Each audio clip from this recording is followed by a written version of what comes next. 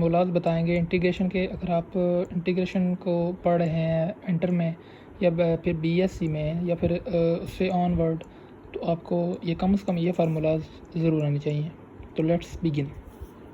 सबसे पहला, अगर हमें कोई जनरल कांस्टेंट, ये इंटीग्रेशन का साइन है, सही है, इंटीग्रल का साइन, इसको साइन ऑफ इंटीग्रल कहते हैं।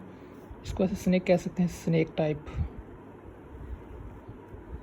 अगर ये दिया हो, ये इंटीग्रेशन की लामत है, इसका मतलब ये है कि अब ये इंटीग्रल का मतलब क्या है कि कोई भी फंक्शन जो हो वो उसको इंटीग्रेशन करनी है, इसका मतलब ये है, सही है। ये इसकी बेसिक लोगो है, उसकी जो है ना अलामत है। सो स्टार्ट करते हैं। अगर कोई फंक्शन दिया गया हो कांस्टेंट सी और साथ में dx दिया गया हो,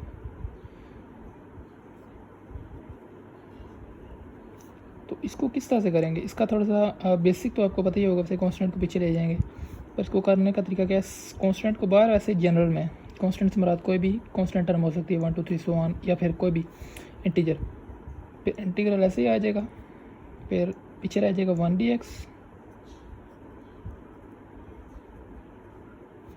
और फिर कांस्टेंट को ऐसे ही लिखेंगे। 1 की integration with respect to x होती है, हमें पता है कि वो 1 होती है, सॉरी x होती है, तो वो ऐसे ही आ जाएगी। ये फिर इसका हो जाएगा सोल्यूशन या फिर इसका इंटीग्रेशन, सही है। ये दूसरा फार्मूला हमारे पास जो होता है वो बेसिक तरीन जो फार्मूला, वो उसको पावर रूल भी कहते हैं अक्सर लोग जो है ना ज़्यादातर।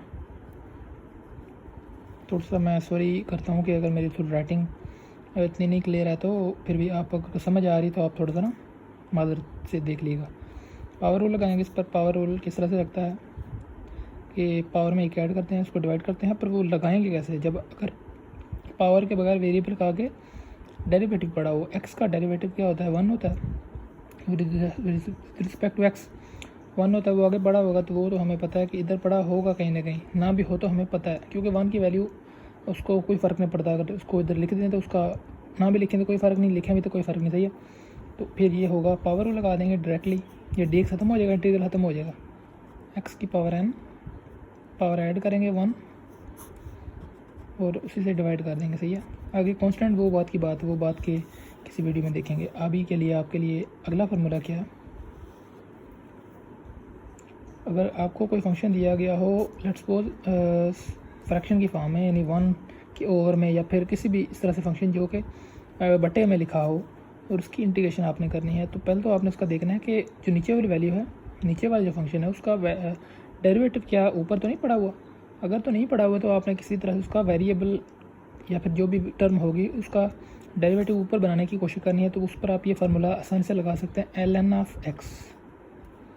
ये कैसे लगेगा कि नीचे वाले फंक्शन की अगर तो पावर 1 हो, 1 हो, और उसका डेरिवेटिव ऊपर पड़ा हो, जो भी बनता हो, जैसे यहाँ पर x है इधर जनरल तौर पर, तो x का डेरिवेटिव हमें पता है कि 1 होता है, वो ऊपर पड़ा हुआ, तो फिर हम ये ln x वाला फार्मूला लगा सकते हैं। ln लगाएंगे और नीचे वाला जो भी फंक्शन हमें दिया होगा पावर के बगैर, उसके साथ ln लगा देंगे, सही है। ये हो गया नंबर 3। नंबर 4, एक्सपोनेंशियल फंक्शन कोई भी दिया गया हो, एक्सपोनेंशियल जिसकी पावर हो कुछ ना वेरिएबल में पावर हो, तो उसका अगर आपने करना है तो उसको सिंपली एज इट इज़ लिख देंगे, उसकी इंटीग्रेशन होती है सेम है। Exponential function is integration of the exponential function is same as it is, but we add multiplicative order of its derivative power, सही है। तो इसके साथ 1 मल्टीप्लाई कर दें। शुक्रिया।